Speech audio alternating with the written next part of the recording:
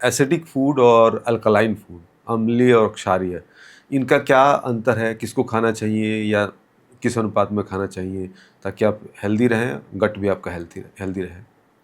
तो जो मैं बहुत ही सिंप्लीफाई करूँगी क्योंकि मुझे भी ये सब समझ नहीं आती थी टर्म्स कि एसिडिक क्या हम्म। होता है, अल्कलाइन। दो I was a science student but still मेरी फिर भी माइंड को रजिस्टर नहीं करता था।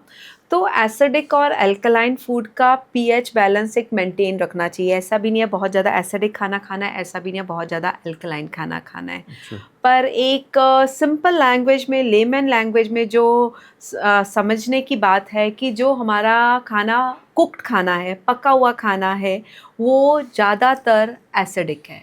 अच्छा। और जैसे फ्रूट्स हो गए, वेजिटेबल्स हो गए, these are all alkaline in nature. Hmm. तो इन दोनों को आप बैलेंस अमाउंट में करो। आप जब आप अपना सोचो कि एक मील आपने अनकुक्ड खा लिया, फ्रूट्स खा लिए, सेमी कुक्ड वेजिटेबल्स खा ली, फिर आप एक अपना, जैसे हमारी रोटी होती है वो कुक्ड हो गई, हमारी सब्जी दाल सब कुछ कुक्ड हो गया। और जैसे हमारा आजकल पिज़्ज़ा बर्गर सब हो गए, ये सब एसिडिक नेचर है। सोडाज हो गए, हमारे कोक्स हो गए, आजकल सारे पानी भी आजकल हमारे बड़े फैंसी स्प्रिंकल वाटर, ये वाला वाटर। सो ये सारा वाटर देख के पीना चाहिए। उसके लिए अल्कलाइन वाटर बड़ा सिंपल बन सकता है आपके घर में। हम्म।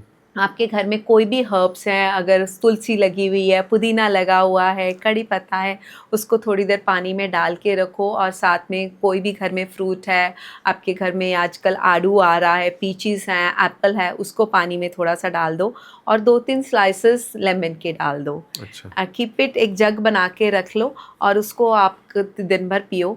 आपका बहुत ही अच्छा रहेगा, आपका अल्कलाइन, आपका बैलेंस हो जाएगा आपका मतलब अल्कलाइन मोस्टली तो लेवल। हम देखें तो मतलब हमारे फूड जो है वो एसिडिक ही है एसिडिक है ना? तो ज़्यादातर। हम हम्म। जो मॉडर्न लाइफस्टाइल में, वरना नहीं था हम्म। ये, कहाँ हम पहले कच्ची कच्ची मूली खाते थे, खीरे हाँ, खाते थे बैठ के।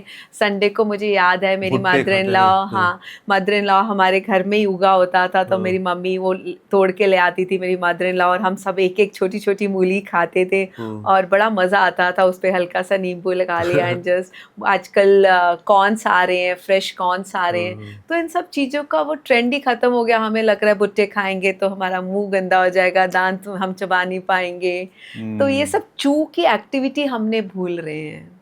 फुर्सत नहीं रह गई है ना। अब वो सब फुर्सत वाले क्षण थे, पल थे, जो लोग भाग रहे हैं, दौड़ रहे हैं, कहाँ जाना है पता नहीं, बस भाग रहे हैं लोग और उस चक्कर में क्या क्या अपना कबाड़ा कर बैठे हैं। खैर, ये इम्यूनिटी की बात अगर मैं समझना चाहूँ तो वो क्या इसका भी गट हेल्थ से रिलेशन है?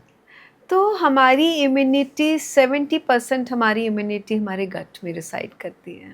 70%? 70%। हम्म। और हमारे कुछ बार बार कोल्ड कफ हो जाता है। हम कहते हैं कि आजकल जैसे मौसम चेंज हो जाता है और कभी कोल्ड हो गया, कभी खांसी जुकाम हो गया, स्टफ़ नोज़ हो गया। हम ये कहते हैं कि नहीं नहीं, मौसम की वजह से, हम मौसम पे दे देते हैं।